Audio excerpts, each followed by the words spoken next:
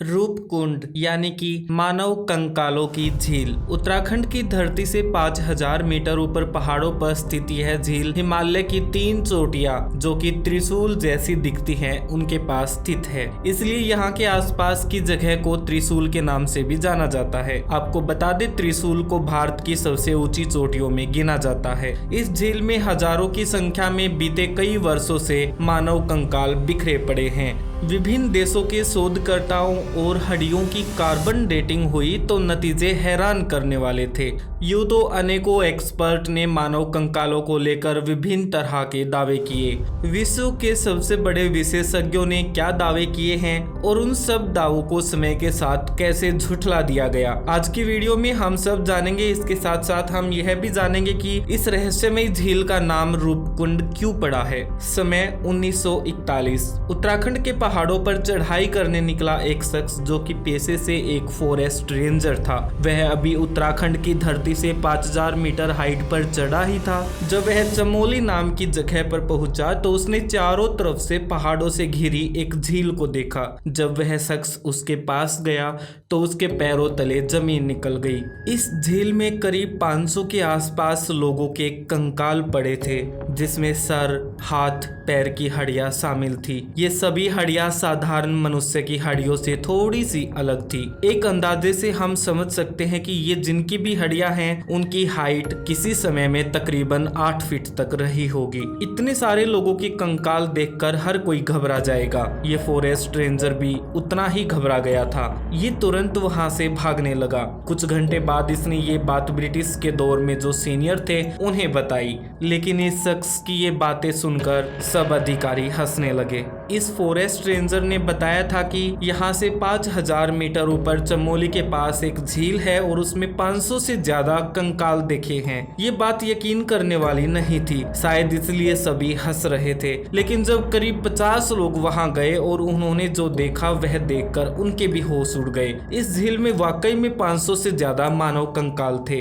अगर ये बात बाहर नहीं आती तो लोगों को समझते देर नहीं लगती कि अंग्रेजों ने ही इतने लोगों की हत्या की होगी। उस दौरान इन सभी कंकालों को वही पत्थरों के नीचे दबा दिया गया, लेकिन यह बात ज्यादा दिन तक छुपी नहीं रही। जब बात सबके सामने आई तो अनेक लोग वहां गए और उन्होंने कंकालों को देखा। जब बात पूरे देश भर में फैल गई तो हिंदू धर्म के कुछ साधुओं ने बताया कि झील का नाम रूपकुंड है। अब इस झील का नाम रूपकुंड कैसे पड़ा, आइए बताते हैं आपको। हिंदू धर्म के साधुओं के अनुसार जब मां नंदा और भगवान शिव कैलाश की ओर जा रहे थे तो इस झील पर मां नंदा का ध्यान पड़ा। उस दौरान ये झील पानी से भरी हुई थी। मां नंदा अपनी प्यास बुझाने के लिए झील के पास गई और जब वह पानी पीने लगी तो उन्हें पानी में अपना अक्स दिखाई दिया, यानी कि अपना चेहरा दिखाई दिया। कहा जाता है तभी से इसका नाम रूपकुंड पड़ गया। अब आते हैं वापस कहानी पर। 1957 में स्वामी परमानंद नामक शख्स जो कि लंदन के जियोग्राफिकल सोसाइटी के मेंबर थे, उन्होंने इस जगह पर आके कंकालों पर रिसर्च की और कुछ कंकाल अपने साथ ले गए। उन्होंने अपने रिसर्च में दावा किया कि राजा जस्तावल अपने पूरे परिवार और सैनिकों के साथ तीर्थ स्थल पर निकले थे और जब वह चमोली के पास से गुजर रहे थे तो अचानक से तेज बर्फीली हवाओं का तूफान आ गया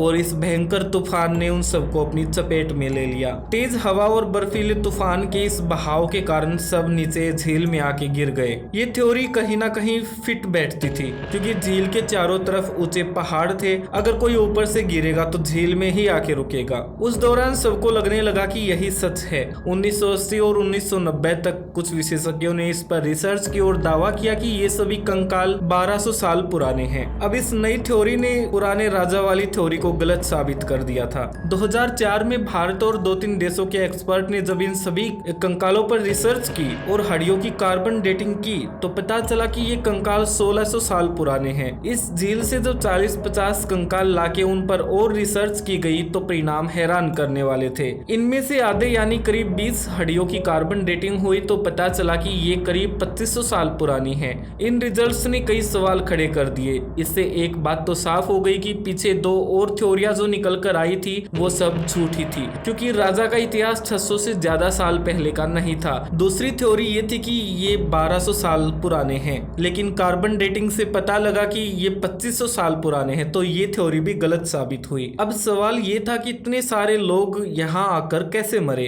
विभिन्न देशों के एक्सपर्ट ने जो दावा किया और आखिर में जो 4 थ्योरी निकल कर आई, हम आपको वो बताते हैं। नंबर 1 कि हो सकता है वर्ल्ड वॉर में किसी सेना ने भारत पर चढ़ाई करने की कोशिश की हो और बर्फीले तूफानों ने सभी सैनिकों को चपेट में ले लिया हो सकता है सब यहाँ गिरकर मर गए हों।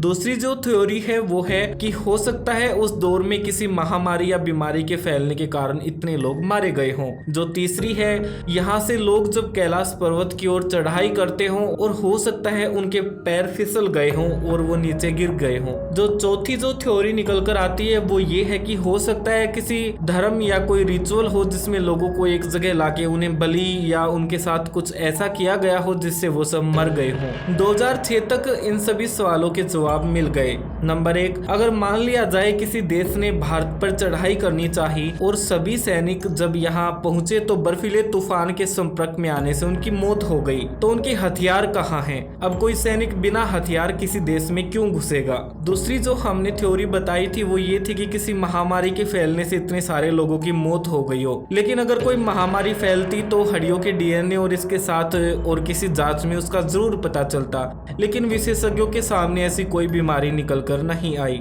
तीसरी हमने थ्योरी के बारे में बात की थी, कैलाश पर्वत पर चढ़ाई करने के लिए जो लोग गए हों हो सकता है उनका पैर फिसलने से इतने लोगों की मौत हुई हो। लेकिन अगर कैलाश पर्वत की ओर जाने के लिए लोग यहाँ से निकलेंगे तो पहाड़ी की नुकीली चोटी पर पैर रखकर थोड़ी ना चलेंगे। हाँ, कुछ चल सकते हैं पर सब थोड़ी ना चलेंगे, इसलिए ये भी झूठी साबित होती है। चौथी जो थ्योरी थी वो ये कि हो सकता है किसी रिचुअल के कारण ऐसा हुआ हो, लेकिन ये बिल्कुल झूठ है, क्योंकि अगर किसी रिचुअल में ऐसा हुआ भी होता तो ये कंकाल 1600 से 2500 साल तक पुराने हैं और कोई रिचुअल 600 या 700 साल तक चलेगा तो इतिहास के पन्नों में जरूर ये बात कहीं ना कहीं लिखी जाएगी, मगर इसका जिक्र कहीं नहीं है। दूसरी ये बात कि अगर किसी रिचुअल के कारण इतने सारे लोगों को मारा गया और हड्डियों के डीएनए से यह भी पता चला कि कुछ कंकाल ईस्ट एशिया और कुछ साउथ एशिया के लोगों के हैं, इससे ये थ्योरी भी पूरी तरह से झूठी साबित होती है। साल के कई महीनों में झील में बर्फ जम जाती है जिसके कारण हड्डियां दिखाई नहीं देती। वहीं कुछ महीने जब बर्फ पिघलकर सूख जाती है तो सभी कंकाल दिखाई देने शुरू हो जाते हैं। कई बार हड्डियों के साथ साथ शरीर के पूरे अंग भी दिखाई देते हैं, मानो किसी ने पूरे इंसान को यहाँ दफनाया हो। एक नजरिए से ये झील उत्तराखंड सरकार के लिए आज भी एक रहस्यमय झील बनी हुई है। रूपकुंड की रहस्यमय झील में कंकाल क्यों हैं, इसका जवाब आज तक किसी के पास नहीं है। ये सत्य है कि यहाँ आज भी आप जाओगे तो आपको हजारों कंकाल देखने को मिलेंगे। ये कंकाल किसके हैं और कहां से आए हैं, ये बात आज भी रहस्य बनी हुई है। रूपकुंड झील के बारे में जानकारी आपको अच्छी लगी हो तो चैनल को सब्सक्राइब जरूर कर दे। अपनों का और खुद का ध्यान रखें। फिर मिलते हैं किसी न्यूज स्टोरी के साथ, तब तक के लिए बाय।